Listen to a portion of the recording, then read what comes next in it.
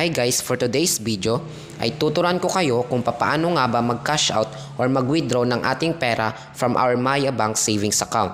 So kung gusto mong matuto ay tutok ka lang sa video tutorial na ito at panoorin mo hanggang dulo. So let's start.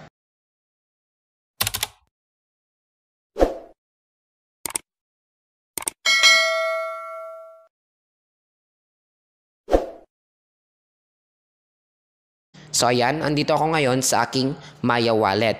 Kung mapapansin nyo ay wala akong wallet balance and nati-check natin mamaya kung mag-withdraw tayo from our saving to wallet kung instant ba siyang papasok sa ating wallet balance. So click natin dito ang ating savings. At ayan, makikita nyo dito itong my savings at yan ang i-click natin. And madadirect tayo sa ating my savings account. So, click lang po natin itong transfer and then click lang po natin dito ang ating my wallet. So, meron tayo ditong dalawang step and makikita nyo dito yung aking balance na 6.98. So, may nakalagay dito na transfer amount.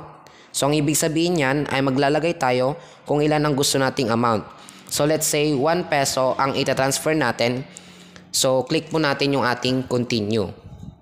And sa pangalawang step ay meron po ditong confirm transfer. And makikita natin dito yung ating source which is yung my savings. And yung destination, yun yung ating number. So if okay ng lahat, ay click transfer.